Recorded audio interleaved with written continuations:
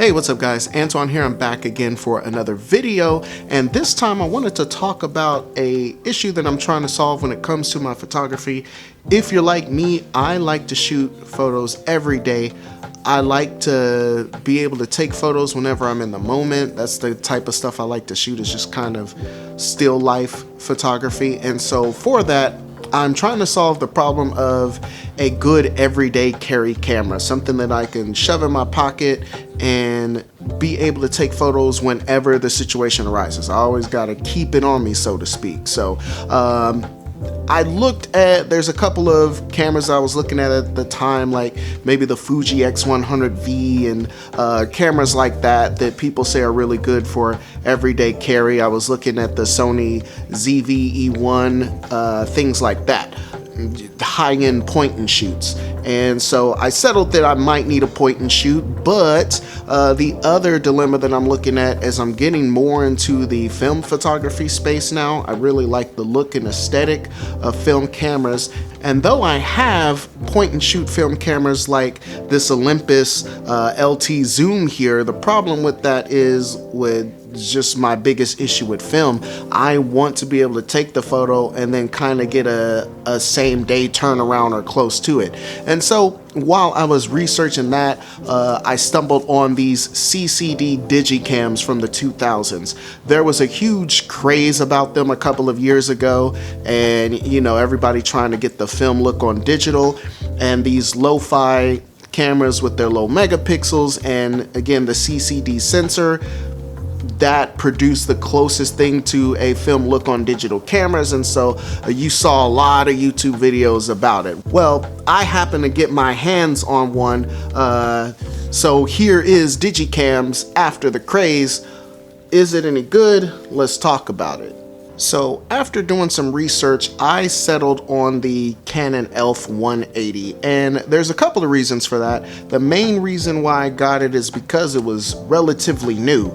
Most people who go after these Digicams from the 2000s, they usually look for the pre-2008, 2010 cameras, and the reason why is because the sensor that's inside of them, these older cameras use what's called a CCD sensor, and without getting too deep in it, basically it was the sensor that you saw in most digital cameras right as film was dying around the turn of the century. And by 2010, 11, 12, we were starting to switch to the more commonly used CMOS sensor. The CMOS sensor has better noise performance, better clarity, they're cheaper to make and mass produce, and so nowadays pretty much all cameras that you buy have a CMOS sensor in them.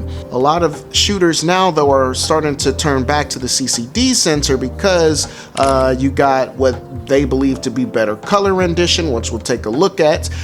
You also got more of a filmic like look with the digital noise that you get in these sensors. The noise in these sensors look more like film grain than noise you would get in like a CMOS sensor. And that kind of makes sense, right? Like CCD sensors were on the cusp of the end of film photography, and a lot of these companies wanted film shooters to convert to digital, so they kind of had to make it look as close to digital as possible to kind of ease these, you know, veteran shooters over to adopting into the new digital line of cameras. So that kind of makes sense. Combine that with the lower megapixel cameras or sensors that these cameras had, like, you know, a lot of cameras around this time you'll find like 3.2 megapixel sensors, 5 megapixel sensors, things like that.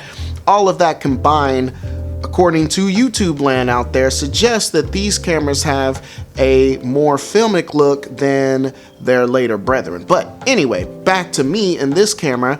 I chose this camera because not only was it made in 2016, but this camera still had a CCD sensor in it. So I figured I was getting the best of both worlds in that regard. I can get that CCD image quality that older cameras produce, but I would get a lot of new modern amenities, and this camera does have them. This camera boasts a 20 megapixel sensor inside of it. It has an 8 times optical zoom, which is fantastic. Even compared to a lot of phone cameras at the time, those cameras have even nowadays have optical zoom, and or digital zoom rather, and when you zoom digitally, the more you zoom in, the more information you tend to lose and things like that. Modern cameras and phones get around that with computational photography, but we weren't seeing that at the time that this camera came out. So the 8x optical zoom was fantastic. Also boasts 720p video, so you can record video in this as well. 720p might not sound impressive, but I did some initial tests and we'll do some more today. The image quality out of this camera is actually pretty impressive, and also considering the fact that I'm upscaling this to 4K for the video that you're watching today. So yeah, it has really good video, and again, this is something that I feel like I can just take on the go. In fact, this camera's been in my pocket for the last almost year. The reason why I decided to carry this and why I'm not just using my phone is because while I do like the pictures that my phone can produce, I don't really like the shooting experience of shooting on the phone, just holding the flat tablet and focusing, you know, tapping the focus and then tapping to take the picture and all that. It doesn't really feel to me like I'm using a camera, at least not in a traditional sense. So this is a package that's smaller than my phone. Not only is it smaller than my phone, but we're talking about a separate battery power. If I'm out traveling, which I plan to do a lot more on this channel and take you along with me, but if I'm out traveling, then I don't want to be using my phone battery. I need my phone's battery to make calls or text if I'm stranded somewhere in an emergency or whatever the case. So I don't want to use photo and video features on my phone and then drain my battery and be stuck somewhere where I can't recharge my battery. Like I said, I can use a point and shoot camera like this and keep the two separate. And as far as image quality on this image quality is fantastic. I was pleasantly surprised with the quality that I was getting off this tiny sensor on this old camera. But you know what, I gotta say there's something to the CCD look compared to some of my other CMOS cameras. I mean, I'm really liking the quality I get out of this. I haven't shot a lot of film yet because of the turnaround issue, which is the main reason why, but again, this I'm getting a much, you know, an instant turnaround and really getting some quality out of this. The other major thing that I like about this camera is it's fast. It's literally just a point and shoot camera, so I don't have to worry about plugging in manual functions or anything like that. I literally just point and shoot. One of my favorite photos that I've taken of all time, I've taken on this camera. And the story goes, I was sitting in my car during sunset. I'm sitting at a red light. I look up in the sky looks gorgeous, and then all of a sudden I see an airplane taking off from the airport here, and it's just cruising up through this beautiful sunset. And I thought, man, I gotta capture that, like, you know, and had I tried to do it on my phone, I don't think I would have gotten the shot. I would have had to pull out my phone and, you know, unlock it and then go to the photo app and then go to the settings I want to get the photo. No, this, I just pulled it out, I hit the power button, I pointed and shot and got this photo, and man, this is one of my favorite photos of all time, and I took it on this little camera while sitting at a red light, and it was fast enough that I can do all of that before the light turned green and I was off. Again, just when I'm in a parking lot, if I see an interesting car or I pass an interesting house or whatever, I always got this on me. I can just pull it out and take a shot, and this camera has been fantastic for that so far. Going back into the video, again, as far as video goes, this is a 720p video, but don't let that fool you. The quality in here is actually pretty good. The colors in it, it's a Canon camera, so you know the colors in it are gonna be nice, and they are. The detail is sharp, it's contrasty, it's punchy. The exposure is, you know, doing its job pretty well.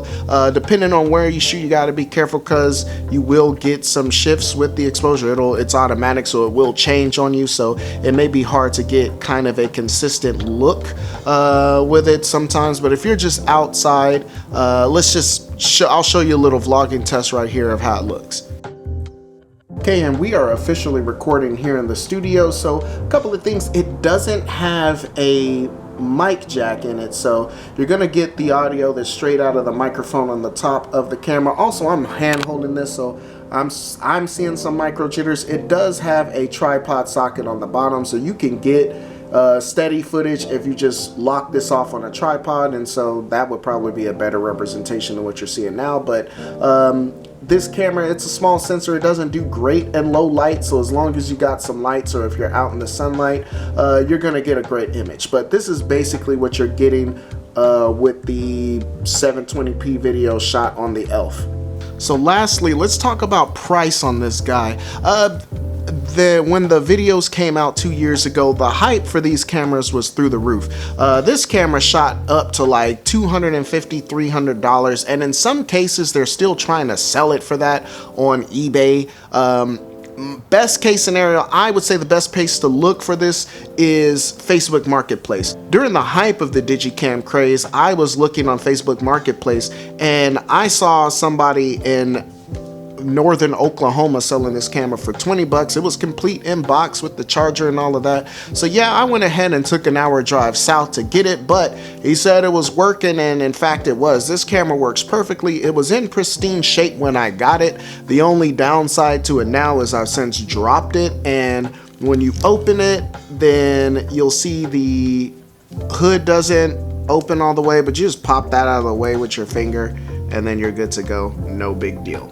Nowadays, you can find this camera for sub 100 if you know where to look.